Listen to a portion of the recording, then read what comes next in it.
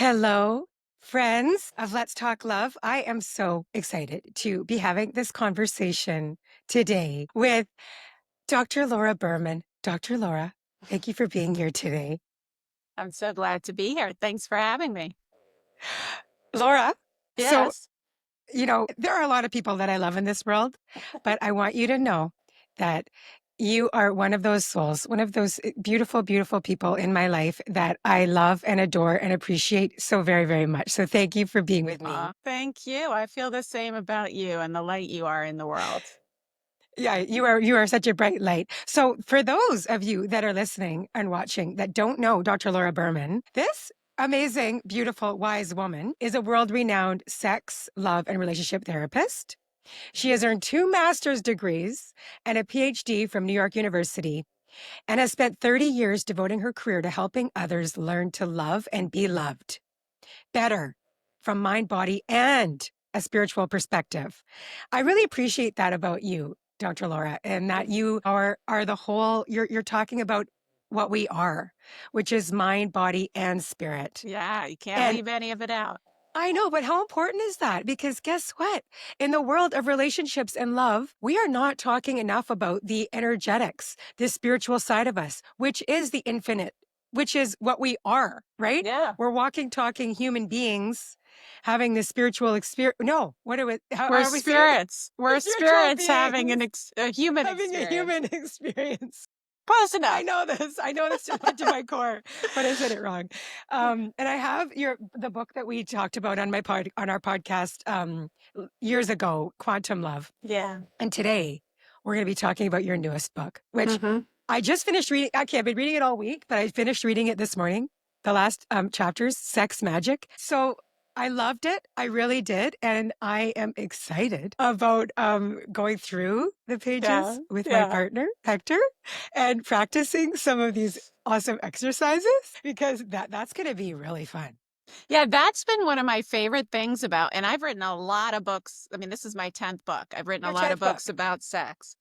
But this book, more than any other, I think because it's so heavy and tangible exercises and things that you can do, like Yes. people finish it, or even when they're just starting to read it, they're like, I'm getting really excited to try this stuff. I keep hearing that. I not only enjoyed the book, but now I'm really excited to try some of these things, which makes me really happy.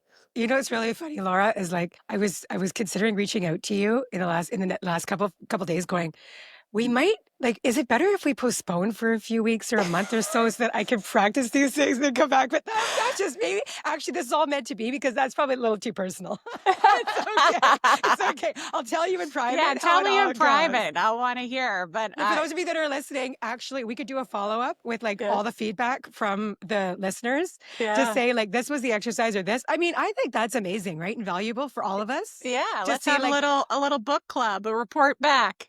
oh yeah, sounds good. So I first of all, like let's just go into and you've got 30 years working as a sex therapist and therapist, personal and Hmm. couples therapist. So why did you write this book? What is different about this compared to the 10 other books that you've written and talked about? This is my 10th. Yeah, I honestly didn't think I had another sex book in me. I thought I was done.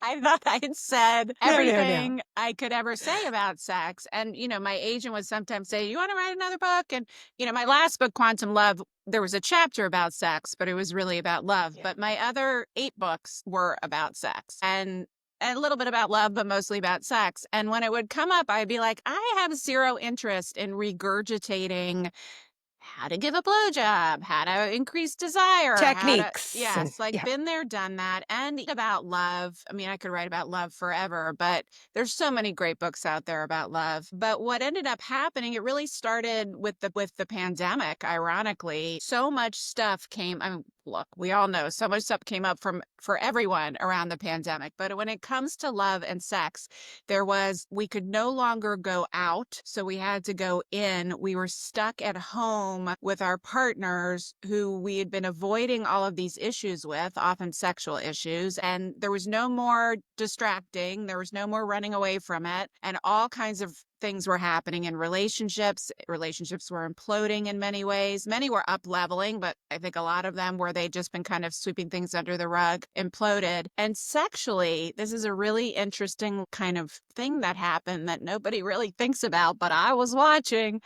Pornhub went Mm. free. That was Okay. their public service during the pandemic. Oh. And that created a portal for mass pornography consumption in a population of people who had nothing else to do all day. And it started changing. We now are realizing how much consistent use of porn changes your brain and your desire pathways. Now, I have always been a proponent historically.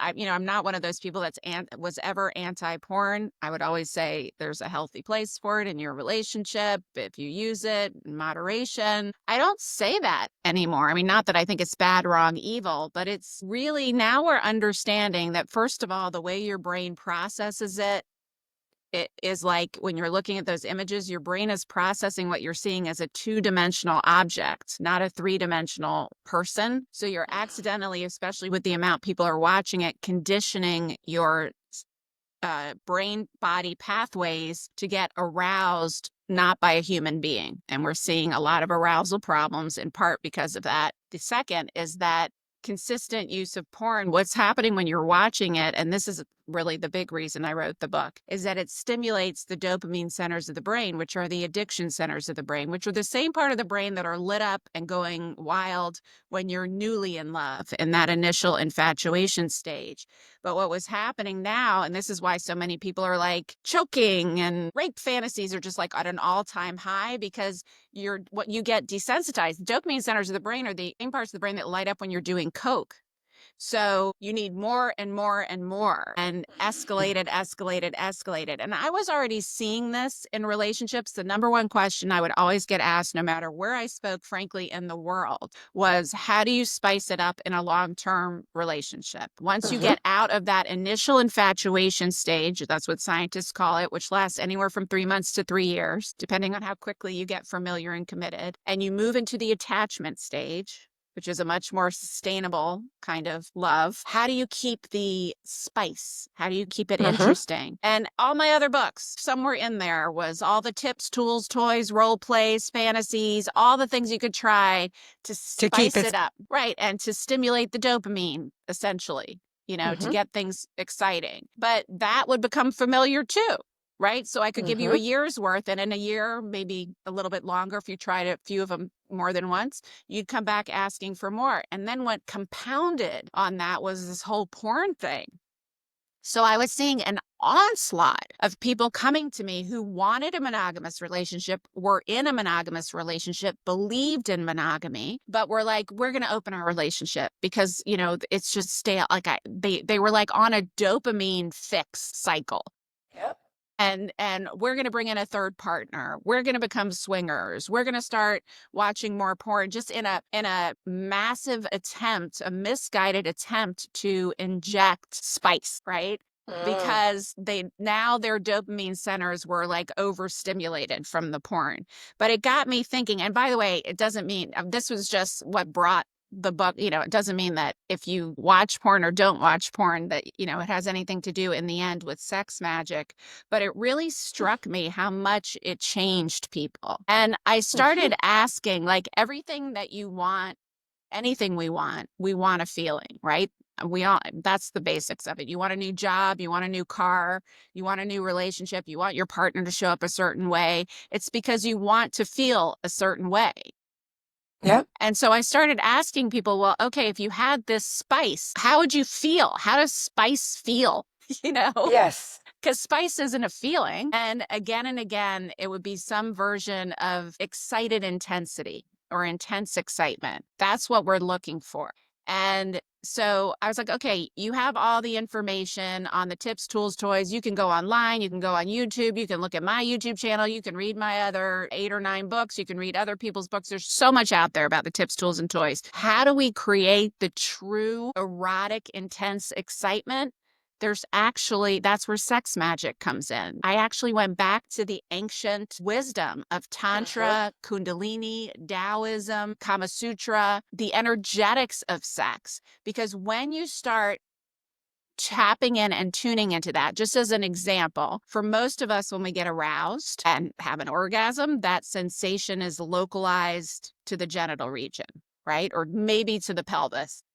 In sex magic, you're learning to move that arousal through your entire body.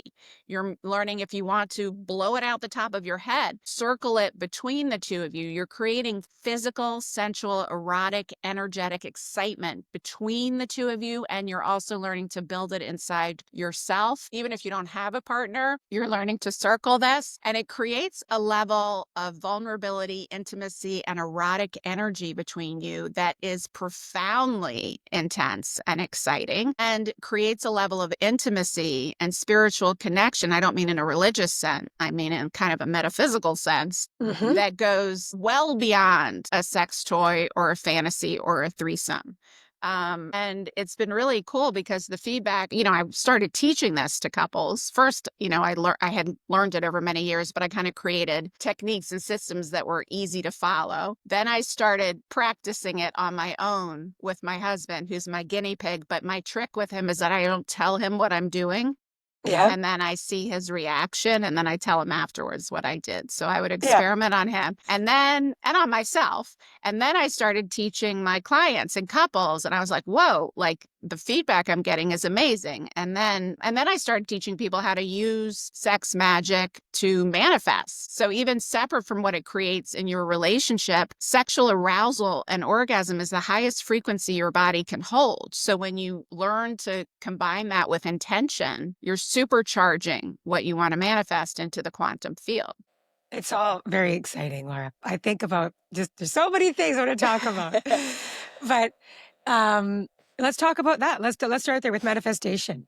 Like, how is it that we can use I have to say I know that I'm using Hmm. sexual energy that is coming from because I'm in such a loving, nurturing, healthy partnership that it's like and when I'm by myself, Mm-hmm. it's like I feel like it's such a manifestation tool. It So is. how do you describe that? How can we talk about that in ways that people will just like understand? How do you use sex to manifest? Well, so the key to the law of attraction or manifestation is not just in getting clear on your want or intention, right? So, there's all these tips and tools around manifestation. It's stating it as if it's already here. I am abundant. I am in a Mhm. loving relationship. I am the author of a best-selling book. I am whatever. I am a mother. I am a father. I am the parent of a healthy baby, whatever it is that you're wanting to manifest. And you're doing it in the positive, right? We know all those things. And I could write myself a check for $1 million and tell everyone I have $1 million and think I'm going to manifest it. But and this is like the secret behind the secret, and much of what I taught in Quantum Love. And if you want to geek out on the science of how this works, you can read Quantum Love, Yes, because there's a lot of science, in the quantum first couple of physics. chapters, I explain the science of how this Mhm. works. But the secret behind the secret is that it doesn't matter how much you say or set that intention. You have to move into the energetic frequency of he, she, they who has that which you desire, right? So if I write myself a check for $1 million, I am needing to move into the feeling of she who had what would it feel like if I had that $1 million in the bank right now? What would it feel like inside my body? Name those feelings. It would feel Like abundance. It freedom would feel freedom. and That's excitement. right. And like Yes. you can like right now I'm feeling that feeling of just like the highest frequency of Yes. vibration, right? You're just Yeah. like vibrating at like the yes, yes, yes. Like, you know what a yes feels like? But it's like, all of it. So you're in that energy as you're writing the check, as you're carrying the check, as you're imagining yourself in those scenarios. Even better if you're imagining yourself there in first person present, right? As if it's happening right here, right now. Now, the key is in moving your system into those higher frequencies. That's a lot of all kinds of techniques I teach to do that in quantum love.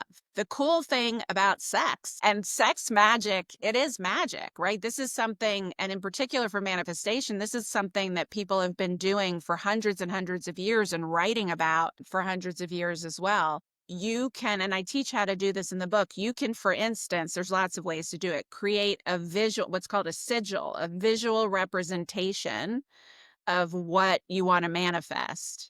Create a symbol for it, and I teach you how to do this, and then kind of imprint that symbol in your mind. Maybe even put it under a pillow or next to where you're having sex. Some people have even told me they hold it and look at it right as they're getting close. I've never done that. I mean, because I kind of want to be in the moment, but depends, you can play with this and you hold the image. And this is the cool part, is that you don't have to move yourself into any energetic frequency, because the state of arousal, on the map of consciousness, or even on the quantum love map, which I combine the map of consciousness and other teachers together to kind of create a similar system, the calibration. And this is all the sciences in quantum love, but each emotional state we're in has an energetic frequency. And the higher the energetic frequency is, the better you're going to manifest what you want.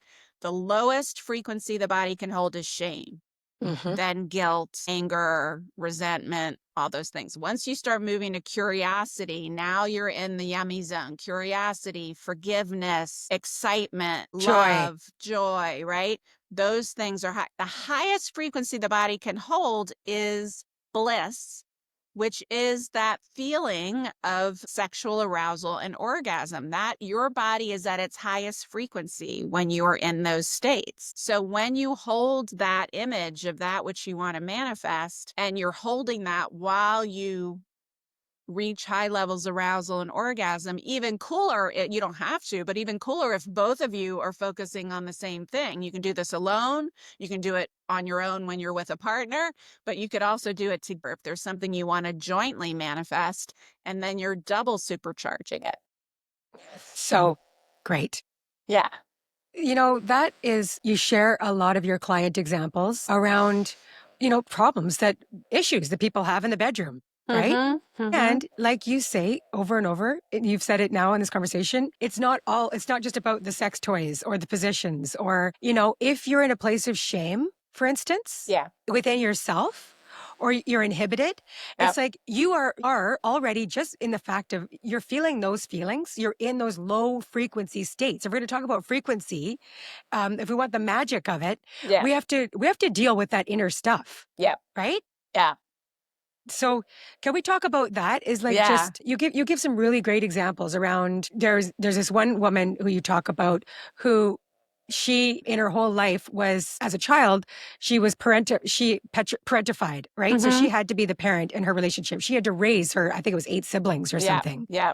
And then and now she runs the family business. She's employing a lot of her siblings. Yes. And then you think, Oh, can things you would be, relate to this? I can relate to this. But I think, and then in the bedroom, she's having issues with her partner, like with her husband, because she's like parentifying. She's parenting her husband, Right. She's And not resenting him because he's another Yes. kid. Right. And that's so common. Oh my God. That's so common. I see in relationships. Yeah. And so, how can you give an example right there? Like, we can all kind of think about how all of that I just explained would translate into the bedroom. Yeah. Into issues with. I always say sex is rarely about sex. Just a No, teeny bit of what I do in my 30-year practice is about the logistics of sex. That's the easy part. Yep. And the straightforward part. It's all the other stuff. Yes. And sex is rarely about sex. It's about intimacy. It's about trauma. It's about the blocks that you have to pleasure. It's the way that you feel inhibited. And in the case you're talking about, it's the resentments that build because of the wounds and that you haven't healed, that have prevented you from setting the boundaries that you really need to set, right? So in her case, and I'm having a brain freeze because I don't want to say her real name. I know it, but I changed everybody's names and her name was Zoya. details. Her name was Zoya, I believe. Zoya. Okay. Well, so in her case, she was actually, no, I'm so sorry. Mercedes. Okay. So in her case, she was like you said, parentified and had always taken care of everyone, and now and this is such an epidemic among women, and now is completely drained, and Yep. then feels resentment because everybody's gotten used to her doing everything, right? So in her case, and this is often, yeah, okay, go and set boundaries, right? But you can tell someone who's never set boundaries before, who learned and isn't even aware of how unconsciously they learned that if you don't take care of me, I'm not going to give you love and Mm-hmm. approval, and you're not going to be safe. And also kind of fell into that codependent trap that so many of us, I'm a recovering one, codependents fall into, which is, if you need me, you won't leave me.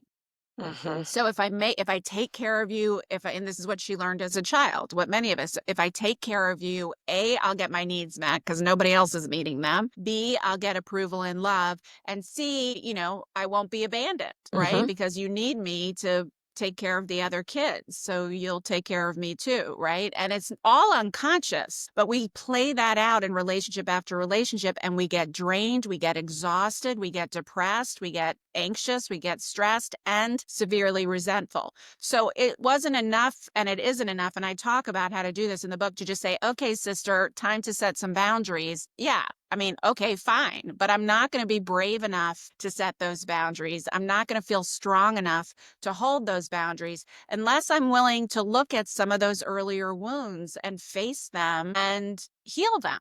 And Mm-hmm. that's where some of the counseling can be so helpful, and doing I mean, I talk a lot about trauma. In her case, I don't like qualifying trauma, because trauma's, how it's qualified is a personal perception. I almost struggle with that big T and little t trauma Mm-hmm. philosophy. But, in her case, it probably would fall into a little t trauma, as opposed to someone who had been sexually molested or abused, or physically abused or emotionally abused. She had a loving family. She fell into this role out of necessity, and then got all the kudos, all the love, and kept it going unconsciously. And I think a lot of us do that. And and Mm-hmm. so for two reasons, her sex life was struggling, A, because she was completely depleted. And if you depleted all your energy stores on everyone else, which is what we tend to do, and putting yourself last, we only have a certain reservoir of energy. And if we aren't doing things Mm-hmm. to replenish it, we don't have enough energy for sexual interest, much less arousal. And then she also had the resentment of her partner in particular, but also of some of her family members, that was bubbling up to the surface. And the reason she actually came is because her husband was threatening to leave her. That's The right. He reason was she like, I want to got divorce. therapy, Right. because she was being so nasty to him Mm-hmm. because of the patterns she had unconsciously set up and resented. Right. And it took therapy. It took time. It took, like, I really, the transformation, you talk about our chakras and how important our energy systems are, from our root, into our Mm-hmm. diamond. I didn't know there was a diamond chakra. Yeah, That was great diamond's learning. good. Yeah. Yeah. Woo! This is why I love my job. I swear, I learned so much. It's just so great. And so you helped her unblock her solar plexus, right? Yes. And Yes. so what are our solar plexus chakra? That's our power center. That's your power center, your sense of identity, your Right. boundaries. She didn't have a childhood, No. right? Like, she was robbed of her childhood. Yeah, And so, completely. like, all the work that you helped her to do, she was able to actually start, like, when you don't have a childhood, it's like, as an adult, you want to bring back into those things that you missed, right? Yes, the Playing playfulness. again, and actually being taken care of by Yes. the people around her, instead of Yes. her being like, she was an adult from the time she was a young child. And it's like, actually, even as a woman, as a grown woman, I want to be taken care of Yeah. sometimes. I mean, of Yeah. course I could do it all myself. We women nowadays, we could do it all. We can. But do I want to? No, I No. don't. Who I actually, does? I want my partner to take care of me just like I take care of him sometimes. Like that's what Yes. our relationships are for, is to care for each other. So And to ask for it. Yeah. ask for it. Yes. I mean, So I went to, well, go ahead. What were you going to say? no, that's it. That's yeah. I went to my husband not long ago. I don't know, maybe it was like a year ago, because I was feeling just this deep need. I mean, I have loving friends, but I don't have any extended family. Both my parents are gone. I went to him and I said, I'm feeling a deep need for physical nurturing. Like, can I just climb on your lap and have you cuddle me and just tell me everything's going Yeah. to be okay and just snuggle me? And I do that right. And since then, I'll just intermittently, he'll be sitting there and I'll just come over and crawl on his lap and he knows what to do now. But I asked for it. That wouldn't have Mhm. been something that he would have occurred to him that I wanted, or he would have necessarily naturally, come here, honey, get on my lap and let me, but when I asked for it, he was very happy to give it. Yeah. But we have to ask for it. What a beautiful example, Laura. Yeah. I really, that's so good. What you're teaching so much is that our intimacy, when we want to have sex magic, we want to have a mind blowing, like life altering, like beautiful, expansive sex with our partner. It's like being the rawest, vulnerable. It's like Yes. it's the intensity and our vulnerability outside the bedroom, right? It's the Yeah. relationship that we have with ourselves and with our partner outside Absolutely. of the bedroom. Yeah, I did research years ago around the country on what the most sexually satisfied women had in common. What I found was orgasms were part of it, but they were not the key to a woman's sexual satisfaction. The key to her satisfaction was the emotional connection she Yeah. felt with the person she was having sex with. That was the greatest predictor for her sexual satisfaction. And it's also a huge predictor for desire, women's desire, as well as how connected and emotionally close she feels to the person she will be having sex with. And what were the men saying? I only looked at the women in this Yeah. study, but the men were saying they, I've talked to thousands of men, and it's, there to men, it's really about, there is some, there, they love, this is the book. And it's so funny to me because I've written a lot of them and most of my readers have always been women. In fact, most books, most readers are women. Yes. But sex magic, I have had such huge guy interest in, Mhm. which has really been cool because, they do want that erotic energy. They always want to take it to the next level. They're more programmed just in their DNA and our evolutionary history for variety, right? And so but they also, many of them, most of them really do want a loving monogamous relationship. So how do you create the novelty in a loving relationship? That's where they are the ones that are most susceptible to the porn cycle that I was talking about before. Right. But they love sex magic because it's creating arousal, intensity, excitement without having to do things that put the relationship at risk or put their sexual function at risk. But what I don't think a lot of women understand about men is how important, women are inspired to be sexual and enjoy sex more when they feel emotionally close to the Mhm. person they're having sex with. Men feel emotionally close to their partner when they have that physical intimacy with them. So this is how we get into that sex romance stalemate, because she has lost desire for any number of reasons: medical, menopausal, relationship, stress, depression, like name it, and isn't as available for sex. And then he doesn't feel as emotionally close to her because his vehicle for getting there isn't happening. And Mhm. he then withdraws emotionally, not because he's trying to punish her, but because he doesn't feel as close to her. And then she's that much less inspired to be sexual. And then he's that much less emotionally close to her. And then this stalemate kicks in. Yeah. Here I am, a 47-year-old woman, and I'm with a partner who I know that I've never been so close to a man before in this way Mm-hmm. because it's so raw and vulnerable. And it keeps getting deeper and deeper, right? Because I'm able to be more open and Yes. share more, which is the scariest thing, right? It's Yes. terrifying to be like, Yes. oh no, what? Sharing this and this, and it's like we're constantly pushing the edge, because of that, that is, I know and I've had the best, most amazing sex life with him because of that openness and that Yes. vulnerability. But Yes. it requires, like what you say, Laura, it requires emotional risk taking. Yes. And when you like, if both partners are able to do that together and learn that okay, you only do that through practice and through Yes. actually pushing through that, right? It does take risk to open up and be like, I'm not happy about this, or this is what's upsetting me.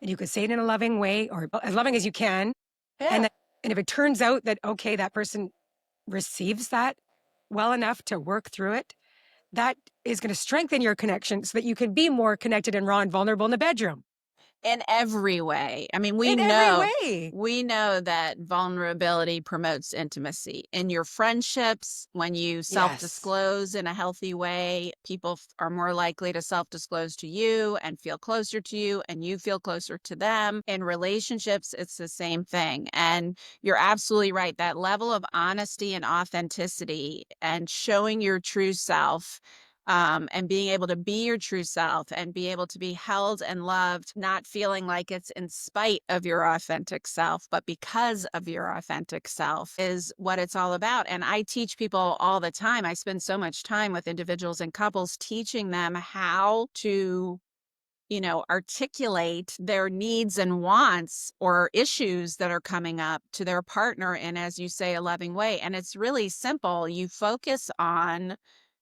this is how you do it. You want me to tell you how to do it Please. Yes, please. in a productive way, right? Yeah. Steps, right? The first is to start with, and you get clear on all this before you speak to them. First is to think about what's the feeling that's coming up, right? And you just can do a body scan, or you can tune in. I'm feeling angry. I'm feeling scared. I'm feeling sad. I'm feeling frustrated. Or you can even say, if you don't want to even name your feelings, you can say, I have a pit in my stomach. I have pain in my back. I have, just get really clear. And then the second thing is, what is the story you're telling yourself? Because when you're talking to someone, they can't argue with, I have a story that blah, blah, blah. If you say, you don't care about me, or I think you don't care about me, or I think you're selfish, or I think you're being selfish, they're going to completely shut down, right? But if you have a story, you say, I have a story that when you didn't call me to tell me you were going to be late, that you don't really respect my time. And when that happened, as a result, I feel a pit in my stomach. I feel really sad. I feel scared and a little angry, right? So you've said what your story is. It's your story. Nobody can argue with your story. You're saying what you feel. Nobody can argue with what you feel. And then the third step, super important, especially if you're in a relationship with a man, because they need to know what to do to fix it, is what you want, right? So when you don't call me, I have this story that you don't really respect me or care about me, or care about the fact that I'm worried or about my time, and I feel this, that, and the other. And what I want is just for you to remember to call and to let me know if you're going to be late. It would mean so much to me if you did. Boom, right? You're saying what your story is, what your feeling is, and what you want. And that's it. And nobody can argue with that. And then you'll see, how do they take that? Do they get really defensive and try to gaslight you? Right? Then maybe they need some of their own help. Or Right. do they meet you there and be like, wow, I don't want you to feel that way. I'm so sorry I didn't call. Normally I would, but I totally forgot. And I'm going to put more attention on that. Yeah. I really like that, but thank you for that. There's somebody in your book that you talk about of a client who she was definitely feeling inhibited in the bedroom with her Mm-hmm. partner. Like, since she was little, like she was like all about perfectionism. And so when she was having sex with her partner, she didn't want to try new things. She just felt like, and I think like I think back to my, I'm still getting there, right? It's a learning curve, but I definitely sometimes feel inhibited, like, oh God, I'm gonna mess up. I don't know how to do Yeah. this. And then you just like totally don't try it, right? Yeah. But it's like she voiced this. You said to her in one of your sessions, okay, just be Out it. vulnerable. Like outside the bedroom, you're going to say, okay, this is what's going on for me, and this is why I haven't really been trying new things. And so she had, like, back in her story, a time when she was able to be carefree as a kid was when she was playing tennis, and her tennis teacher but finally, she said to herself, I'm just going to have like a fuck it attitude, like just fuck it. Okay. And then all of a sudden she started playing tennis pretty well because Yeah. she stopped being so in her head and she Yes. was able to just play. right? Fuck it, right. Yeah, right. And so you were like, just say it to, just tell your partner. Okay. And so anyway, she said this to her boyfriend, and her boyfriend's like, okay, the next time we're together in the bedroom, like we're having sex and you're having any sort of like scared feelings or anything, or like that you're thinking I'm judging you, just say fuck it. And then and he's like, that's cool. And then now I'll know, okay, that's why you're like acting a certain way. Yes, that's why I feel you pulling your energy back, right? So that Yes. became their signal that That she became their was in her head a signal. little bit. And then he could Yes. reassure her, this feels great, this, whatever. So Right. yeah, she had some performance anxiety. And sometimes people have, yeah, so being honest outside the bedroom is really helpful. I mean, it's always good to be honest outside the Well, in the bedroom bedroom rather than too. in the bedroom too, but you got to be careful about keeping it positive, right? So if you have any Right. quote unquote negative feedback, better to wait unless it's hurting or dangerous or upsetting, if it's all other things being equal, wait to talk about it till you're outside and then you can come up with a plan for inside. Right. But I also find that lots of people struggle with the stories they have about who, what a good woman does or doesn't do sexually, or what a good man or whoever does or does. We have all of these stories about what's okay or not okay to do or ways to behave sexually. So a lot of it is like getting clear on what those stories are and deciding, like, is this something, because once I have this thing I take people through where I have them put in one column, especially people who really struggle with inhibitions, in one column, put all your stories. Nice, good women don't initiate sex. They, don't If take, you're raised Catholic, right? Like it's yes, just like I was, it was just like yes. You probably have a something in long me, list. big Yes. time, like But being you have to proper and being polite and yes. So you yes. got to externalize it all and put them all down in the first column. In the second column, next to each one, where did that come from? So it might have been when, Sister Mary Margaret said, you'll go to hell if you touch yourself. And, next to women don't masturbate or whatever, or Mm. they don't ask for what they need in the bedroom. I remember my mother, you may have, I mean, this didn't happen to me, but I'm just giving an example. Your mother and your aunt talking about the neighbor being a slut because she had sex with more than one person, right? There are all of these little moments that happen and sometimes big, consistent moments that have taught us these. And most of them you'll remember, and at least an example of where you got that story. And then in the third column, you put keep or release, right? Because as the Right. woman, man, adult you are now, do you still really believe this or not? And some of them you may, and that's okay. But most of them, you'll be like, no, I don't believe that anymore. So the next time that story comes up or that inhibition comes up, you're like, oh, that's Sister Mary Margaret, not me. I'm not subscribing to that. It becomes externalized and it works really well with those kinds of inhibitions. Yeah. Um, there's a whole chapter. There's so many great chapters. There's a whole chapter on embodiment. Yes. Can we go into that, Laura? Because I think so many of us, I know myself, I've been like, here I am, like this year, I've really been so in my body more than Yeah. I have in my whole life, Yeah. because it must have been like, yes, a subconscious way that I was protecting myself, That's what we just, do. leaving my body, not being fully present. Like I was anxious, anxiety. It's like I'm in my head thinking about what's going to happen in the future Mhm. or in the past. And it's like you're living your past and your future all not in the present, None right? of which is real, right? Right. And so embodiment has been, can we talk about the importance of that and how Yeah. really, Yeah. I mean, and how it's you so can be more huge. embodied? Yeah. Yeah. And it is the path to healing and it's also a sign of healing, both.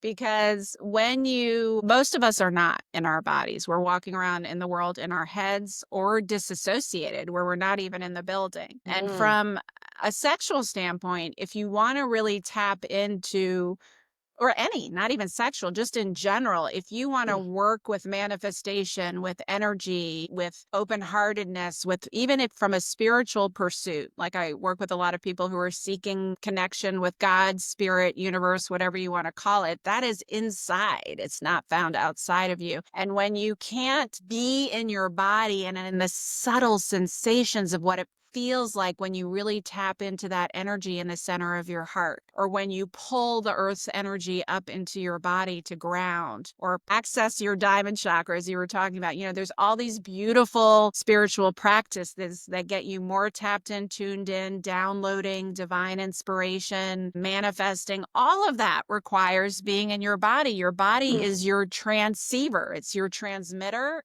of frequency, and it's your receiver of how you receive information. And from a sexual standpoint, if you aren't in your body, I mean, forget sex magic, you're not going to necessarily even enjoy sex or be able to get aroused and reach orgasms, much less be able to work with these beautiful energetics that you can move through your body and between the two of you. And so certainly if you've had a history of any kind of sexual trauma or assault, small or large, or however you want to qualify it, you probably learned to leave your body during sex.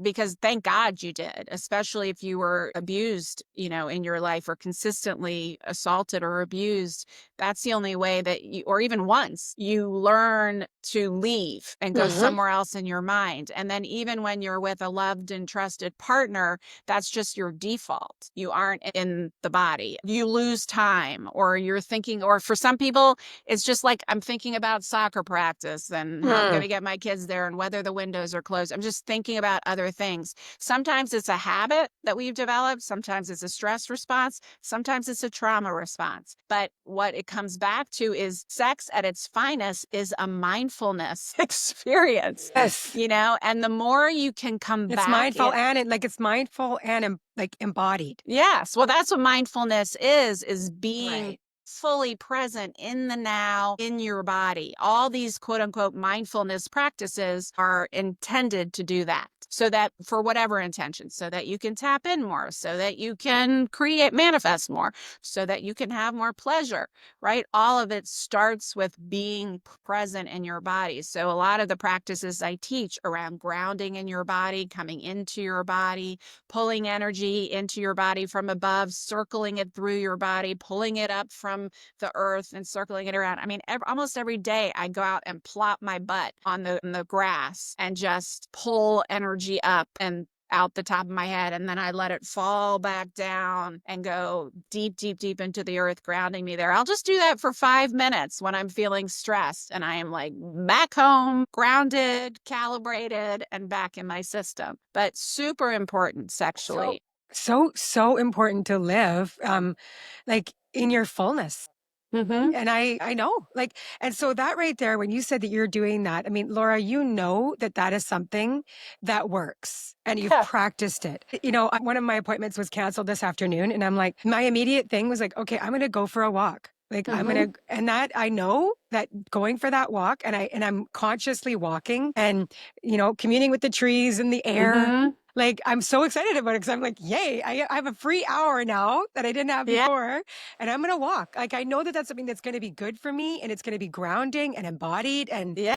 so, like, because that's become a practice in my life and something that I know that works. So, like, Yeah. you want to find practices that work, right? Yeah. And I love that you're going out in nature, because and I do talk about this in sex magic. Nature, has a pure high frequency. That's why we feel so good when we're in her, because unlike humans, we're constantly matching each other's energetic frequency and finding the happy medium. Unless you're consciously holding your own energetic frequency, we're all just matching each other. Nature holds a steady frequency no matter what. Does not change, doesn't matter who is in her or around her. You have no choice but to match her energy. She never matches yours. So when you spend time in nature, it automatically raises your frequency. And then if you can take your shoes off somewhere where there's earth or grass and really ground there, you're entraining even more to the energetic frequency of the earth. And right now, ironically, or maybe not so, it was in 2021, right when the pandemic was hitting, the Schumann resonance, which is monitored by NASA. It's the electromagnetic field of the earth, the pulse, the frequency that the earth puts out, that nature puts out, that the earth we're on puts out, that we're all matching. It drastically spiked and has remained there. So the frequency of Mother Earth jumped in 2021 and has sustained there. It's jumped even more up and down to that level, but it is at a significantly higher frequency since 2021, which Wow. is interesting to me because we automatically match that. And what happens when we're all of a sudden, and you'll notice this as you do healing work and your frequency rises in general, not just because you're having lovely thoughts, but just your baseline Mhm. frequency is higher, people will sometimes freak out on you or suddenly go nuts on you or reject you, mostly because, or just disappear because they are at a lower, much lower frequency. The only way we can relate to each other is if we're in a harmonic frequency. So if your frequency goes really up and someone else's in your life is really low, they will freak out being around you or they will just disappear. And so I think that's a Mm. lot of the reason why people in general are freaking out right now is because everybody's Wow. having to face their shit because they're being yanked up to this higher frequency. So they're having to release all this density and they don't know that's happening or how to do that. So all their shadows are coming up and all their stuff and everybody's losing it. That's my story anyway. I believe it. I'm living it. This past year has been a clearing.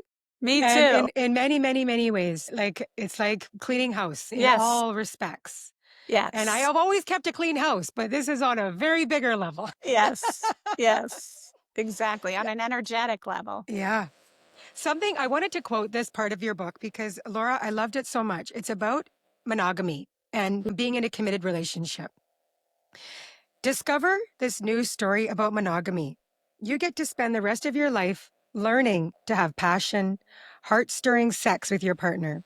And you get to be compassionate and patient during those times when it's not everything you might have hoped for. You get to make love anew every day and find new ways to express that love. And you get to do so in a place without judgment or fear or doubt. You get to love and be loved in the most perfect way that two human beings can love each other. And you get to do so for as long as you both have breath in your lungs. I mean, Mm-hmm. if you're with a partner that you can do that with and be like, and just grow with and expand with, and just that is the dream. That is what I've always wanted in a partnership, in a committed, loving relationship, is to be able to have that safety, that security, but also that freedom, Yes. right? And Yeah. if you're in that place with somebody, like you could work on the sex magic over time, Yes. right? Yeah. It like All it's the just like this. time. You have the time and the Your space. life is sex magic. Yes. Yeah. But I think what you're inviting us to do is so many things, Laura. Like this book is so full of like new ways to look at ourselves and each other. And so much of it, like you said, the frequency of curiosity. Oh my Mm-hmm. goodness, right? That My is high favorite one. frequency. It Yeah. is curiosity. Can we talk about that before we close? Just how important Yeah, I mean, curiosity that's the is? tipping point. Being Yes, in the tipping point. curiosity is the tipping point from what I call ego frequency and home frequency. That is where you're moving out of the lower frequencies and tipping over. If you can just stay in curiosity, much less joy, forgiveness, excitement, all those higher frequency, all those on the higher end. If you could just stay in curiosity 51% of the time, your entire world will change. And you Wow. will become a magnet for so many beautiful things. Curiosity opens our hearts. It opens us to the possibilities. It opens our minds to a different way of maybe looking at things. It softens the grip of the stories that aren't serving us that we're attaching to, and even when something tough happens, or if like I have a disappointment or something's just really messed up and not working, I'll just get curious of like, what is this here to teach me? Or Yes. how might this serve me in the end? Or even if it doesn't serve me, what might I learn from this? Or how might I use this as an opportunity to lean more into faith, right? Like just getting curious opens up a whole new energy for you and new pathways and new ways of seeing and new ways of seeing your partner, much less yourself and your situation. Yeah. And ask. I really really like that because it's like the curiosity piece. Even if you, like you said, you don't have the answers, you could ask. Yeah. Like Yeah. ask for the insight, ask for the answer, and often Yeah. we will get like some sort of download. And like Yes. this is the new way to look at it. Yeah. Oh, didn't think of it that way, right? Yeah, or I'm curious because I'm feeling a distance from you, even from your partner. I'm feeling a distance and I'm really Right. curious. And when I've been feeling that distance, I feel tight in my chest. I feel scared. I I'm making feel up a story. I'm making up this story that you're not Mhm. as into me right now. I don't know what it is. So I'm just really curious. I wanted to check it out with you because what I really want is to feel aligned and really close to you, right? Yeah. That's a great way to be curious. Oh, thank you, Laura. You're the best. You I are always feel so welcome. good after we talk. That's for sure. Good. You are a healing presence in this world Thank and in you. my life. Thank you. Thank you. Thank you for having me and for talking sex magic, my new favorite Oh my topic. goodness. I'm excited to practice sex magic over and over and over again. Yeah, keep us posted. I'm going to close with a blessing. That's what, because I love to do that. When it's Beautiful. all from your sentiments from your book this week. So may we bring patience, compassion, and humor to sex. I will add fun and then laughter to Yes. sex. Like, Yes. I love that part. Yeah.